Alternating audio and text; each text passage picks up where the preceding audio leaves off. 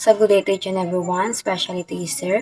So, I am Benosria Usagadan. I am the last reporter from the group then. So, my topic is about catering package competition, no? So, dito malalaman natin kung paano nga ba kinukompute ng mga caterer yung ang kabuoang gastos nila sa isang pagkain o sa isang event na kanilang kini-cater, no? So, now let's start.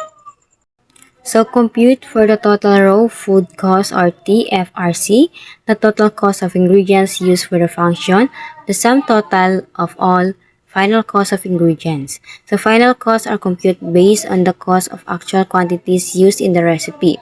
Example, cost of 2 tablespoons baking powder, not the cost of 1 can, which is equivalent to 200 grams. So, ang pinaka-focus dito is ang total raw food cost or TFRC. So, ang TFRC is ito yung kabuuang halaga ng lahat ng ingredients na ginagamit nila sa pagluluto, no?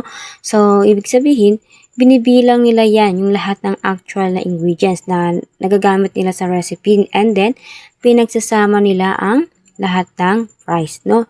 So, hindi kasama rito ang sweldo ng workers, yung decoration, and yung renta, and then yung iba pang gastos. So, always remember class, ang computation is based sa actual quantity na ginamit, no? Hindi sa buong nabili. So, for example, bumili tayo ng isang lata ng baking powder which is 80 pesos. So, ang laman ng lata is 200 grams. Pero sa recipe na kailangan natin is 2 tablespoon lang. Ibig sabihin, hindi buong 80 pesos ang ilalagay sa computation dahil hindi naman yung buong lata ang nagamit natin. So, next tayo, compute for the raw food cost per serving or RFC serving. Formula, raw food cost serving is equals to TRFC or number of servings. So, ang ibig sabihin nito is yung sa pag-compute ng mga caterer is kinukuha na muna nila yan kung magkano talaga yung kanilang nagastos sa lahat ng ingredients, no? Then, pagkatapos, hinahati nila ito sa dami ng serving or bilang ng taong pagsuservehan na nila ng pagkain, no? So, dito, malalaman nila kung magkano ang totoong gastos nila sa isang serving lamang. So, for example, ang total raw food cost is 3,848, no? Then, ang number of servings nila is 50. So, ang computation is 3,848 divided by 50 is equals to 76.96, no?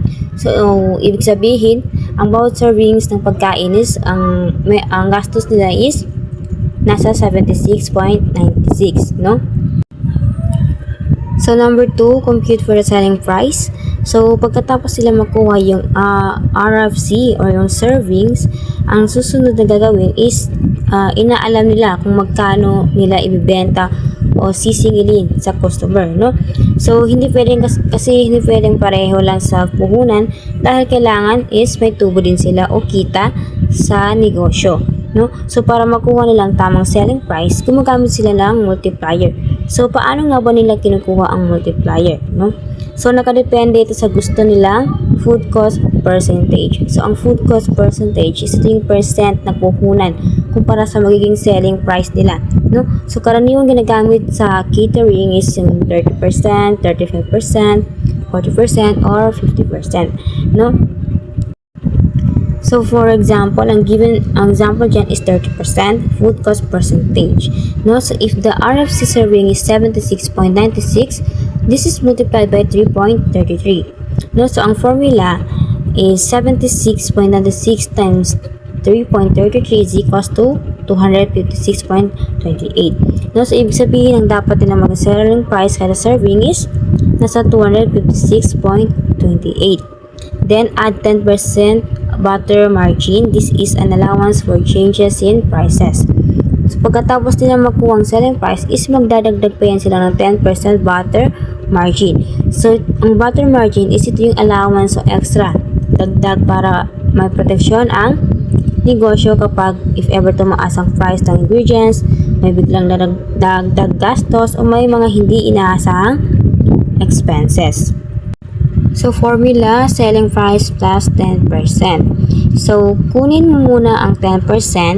So, then 156.28 times 10% is equals to 25.63. Pagkatapos idagdag, so idagdag yung 25.63 sa 256. So, ang magiging result is 281.91. So, kaya ang bagong price kada serving is nasa 281.91. Number 3, multiply number 4 by the number of guaranteed reservation.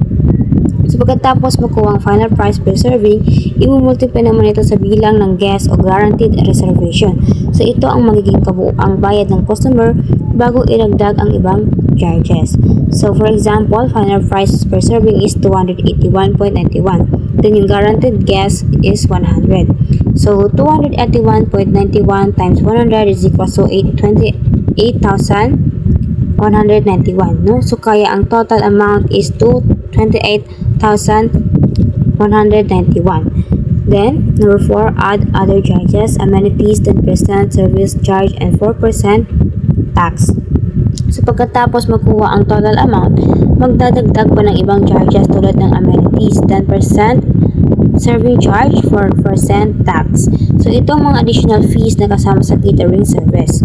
So, idinadagdag ang mga ito sa total bill para makuha ang final amount na babayaran ng customer. Number 5, in excess of the reserve package, the amount charged is number 4, selling price plus 10%, selling price plus 10% buffer margin if the desired food cost percentage is 30%.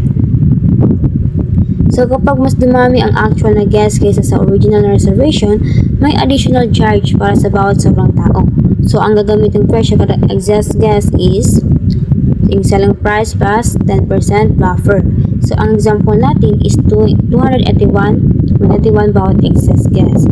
Ibig sabihin, bawat dagdag ng tao na lalampas sa reservation is sisingilin ng 281.91. Now, let's proceed to the total cost of the package. In excess of 10 packs, is equals selling price plus 10% is charged per 282 times 10 packs is equals to 2,820. So, dito, dinadagdag nila ang other charges, amenities, additional 10%, and additional 4%. So, pagkatapos, pinagsasama nila lahat. Then, makukuha nila ang total cost of the package. So, kapag may sobra sa 100 packs, halimbawa may dagdag na 10 person. So, 282 times 10 is equals to 2,820. So, dagdag bayad, 2,820. Then, final net amount kung ang package para sa 100 packs is 45,000 at may dagdag na 10 packs, 45,000 plus 2,820 is equals to 47,820. So, ang final net amount is 47,820. And then, menu costing. So, crunchy beef dinuguan sa sampalok is 1,535.20. So, ito ang kabuuang gasto sa paggawa ng crunchy beef dinuguan para sa 100 packs. Then, ang chicken na caldereta sa gata is yan naman yung halaga ng lahat ng ingredients na ginamit sa chicken caldereta. And then, fresh lumpia. So, yan yung mga total na mga ingredients na kinailangan dyan sa mga dishes na yan. So, pag tinotal yan lahat, ang magiging total raw food cost for 100 packs is equals to 7,696.40 pesos. And then, ang magiging raw food cost per serving is 7,696 divided by 100 packs is equals to 76.96. So, ibig sabihin, bawat tao is nagkakahalaga ng 76.96 sa pagkain. So, now let's proceed to food costing or recipe costing. So, ang sample recipe is pandan puto.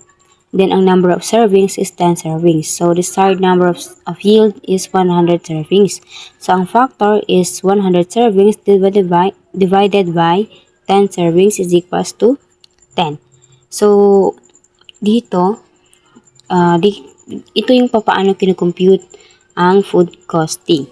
No? So, merong ingredients, yung quantity needed, and then yung unit cost. So, ang kakailanganin na ingredients is all-purpose flour, which is ang quantity lang na kailangan is 2 ang quantity lang na kailangan sa 10 servings is 2 cups is equal to 480 grams. Then ang unit cost is 45 pesos. Then baking powder, granulated sugar, fine salt, evaporated milk, coconut fresh water, pandan leaves, food coloring, liquid green, cheese strips, butter, salted. So yan yung mga nakalagay din dyan yung mga quantity na kinakailangan para sa 10 servings and then yung unit cost. So, ang total raw food cost is 65.12 pesos ang total niya. So, ito naman is yung paraan kung papaano kinikwenta ang gastos sa paggawa ng pagkain para sa 100 servings. So, ang formula is TRFC ng isang food times factor and then total cost para sa 100 servings. No? So, ang TRFC is yung total food cost. So, ibig sabihin yung kabuong gastos sa mga sangka para sa one recipe. And then, yung factor is yung ilang beses mo dadamihin yung recipe para umabot sa 100 servings. So, dito ginagamit yung 10 point, kaya 65.12 times 10 is equal to 651.20. Ibig sabihin, 651.20 pesos ang gastos para sa 100 servings. So, paano nila kinikwenta ang bawat ingredients? So, kinikwenta nila kung magkano ang gastos sa bawat ingredients gamit ang ganitong formula. So, ingredients, then dami na yung quantity na ginamit, and then yung price divided by dami sa isang pack is equals naman sa gastos na sa ingredients. No? So for example, all-purpose flour 480 grams ang ginamit, and then ang 1,000 grams is 45 pesos. Kaya 480 times 45 pesos divided by 1,000 is equals to 21.60. So, ganun lang din yung ginawa sa iba pang ingredients like baking powder, granulated sugar, fine salt. So, bakit nila ginagawa ito? Kasi para malaman nila kung magkano ang puhunan sa isang pagkain. So, kapag alam na nila yun, is madali na nilang malalaman kung magkano nila dapat ibenta yung pagkain para kumita. So, next is some pointers to note in computing for a catering package. So, ito yung mga paalala o rules para maging tama at hindi mali ang pag-compute ng gastos sa catering. So, first is use standardized recipes. So, ibig sabihin, dapat pare-pareho ang sukat at paraan ng pagluluto para hindi mag-iba ang lasa at cost ng pagkain kada luto. No? So, next is to have accurate weights of ingredients. Use a reliable and well-calibrated weighing scale. Each ingredient weighs differently based on 1 cup measure. No, so kailangan gumamit tayo ng eksaktong timbangan para malaman natin ang tamang bigat ng ingredients. No, hindi pwedeng tansya-tansya lang. So dapat kasi accurate. The number 3 is keep the weight of 1 cup butter is different from 1 cup of all-purpose flour. So dito kasi magkaibang timbang ng bawat ingredients. So kahit 1 cup sila. For example, yung 1 cup butter is and then 1 cup flour. So, ibig sabihin magkakaiba pa rin ang bigat kahit pareho ang sukat sa cup.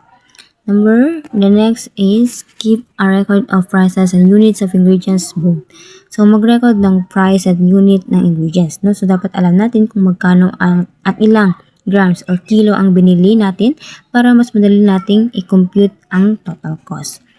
No? So, example, butter. So, 1 bar butter is equals to 227 grams.